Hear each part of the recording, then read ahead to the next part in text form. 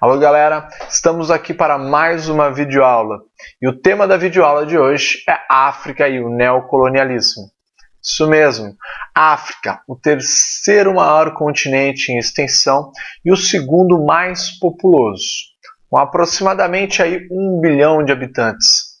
A quase totalidade dos países africanos apresentam características típicas do subdesenvolvimento.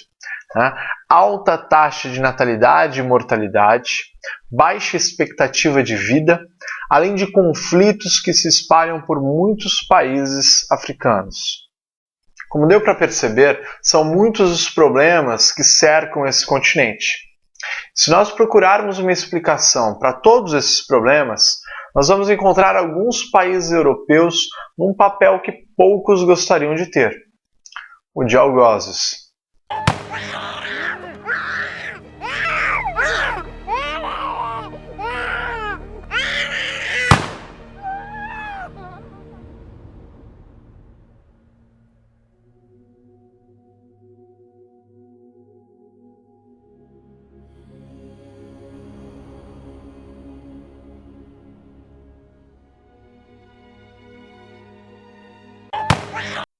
A partir do século XIX, algumas potências europeias interessadas em expandir o seu mercado consumidor, suas áreas de extração de matéria-prima e para conseguir mais mão de obra, decidem, na Conferência de Berlim, realizada em 1884 a 1885, que a África deveria ser tomada, nem que para isso eles tivessem que usar a força para conseguir alcançar seu objetivo. Essa prática imperialista buscou na teoria do darwinismo social de Herbert Spencer uma justificativa para as atrocidades que eles perpetraram nesse continente. Segundo essa teoria, a Europa representava o ápice do desenvolvimento das sociedades humanas. Logo, caberia aí ao homem branco levar um pouco do desenvolvimento para os africanos. Essa colonização forçada acabou redefinindo as fronteiras do território africano, não considerando as fronteiras tribais já existentes. Como nós podemos ver aqui no mapa, eu tenho uma divisão, que era aquela divisão adotada pelas tribos africanas, certo? E já nesse outro mapa, eu tenho uma nova redefinição, de acordo com os interesses dessas grandes potências europeias.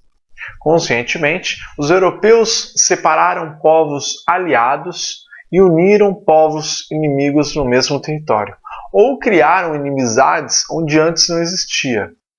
É claro que assim, eles conseguiriam dominar aquele território e aquele povo com mais facilidade. Um filme que mostra claramente essa tática, um clássico, que eu faço questão sempre de mostrar para os meus alunos, é o filme Hotel Ruanda. Nesse filme, vemos como os belgas criaram entre os ruandeses dois grupos distintos, Hutus e Tutsis.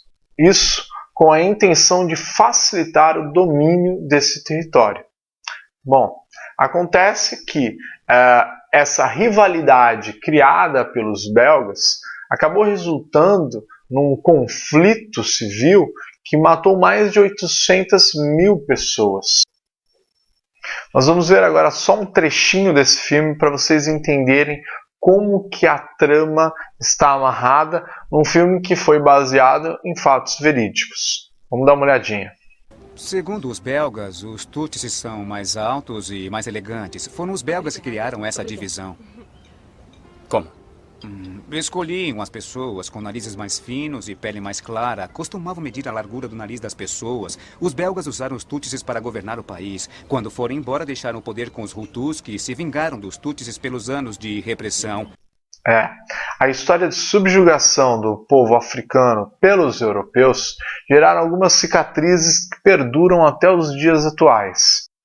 Os europeus introduziram um sistema de plantation, que entre as características básicas desse sistema, nós podemos citar a monocultura, ou seja, a produção de um único gênero agrícola, a existência de grandes propriedades agrícolas, né, uma produção voltada para a exportação e um trabalho que se assemelha muito ao trabalho escravo. Esse modelo colonial impôs aos africanos o modo de vida dos europeus, né, a sua língua, a condição de compradores de produtos industrializados e de fornecedores de matéria-prima. Isso tudo gerou o endividamento de vários países africanos. Após a independência de muitos países africanos, que ocorreu aí após a Segunda Guerra Mundial, até aí meados de 60, 75, tá? A integração desses países se mostrou bem mais complicado do que eles imaginavam. Houveram inevitáveis revoltas separatistas e golpes de Estado, que terminaram por instaurar ditaduras que seguiam diretrizes ora capitalistas, ora socialistas. Estávamos vivendo em plena Guerra Fria, onde Estados Unidos e União Soviética mexiam os seus pauzinhos para fazer com que os seus aliados recebessem um grande montante de armas. Tudo isso para seguir as suas doutrinas ideológicas. Um filme que mostra bem essa situação é O Senhor das Armas. Tremendo filmaço que mostra bem essa situação que eles estavam vivendo. Dá uma olhadinha. 11 grandes conflitos envolvendo 32 países em menos de uma década. O sonho dos mercadores de armas. Na época, o Ocidente não dava a mínima. Eles tinham uma guerra de brancos no que sobrava da Iugoslávia. Deu para perceber que a situação não foi fácil não. E os países africanos passaram a depender cada vez mais, política e economicamente, dos países europeus, que para se redimir, né, do que haviam feito, né, passaram a auxiliar os seus amigos africanos. Problemas como ineficiência administrativa e corrupção se tornaram parte da realidade de muitos países africanos. E aí cabe uma pergunta. Em que estágio evolutivo da elaboração de leis e punições as ex-metrópoles europeias deixaram esses países? Se aqui no Brasil nós ainda estamos engatinhando nesse campo, imagine em países que foram abandonados pelos seus administradores e que não se importaram nem um pouco em deixar algo para eles.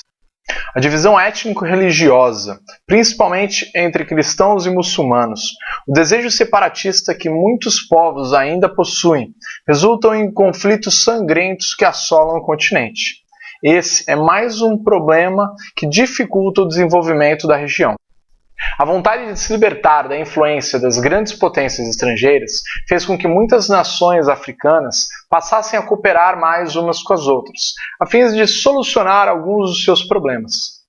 A Organização da Unidade Africana, que mais tarde se tornou União Africana, é uma das mais importantes organizações supranacionais, que segue a ideia do pan-africanismo, ou seja, a totalidade do povo africano unida em torno de interesses em comum.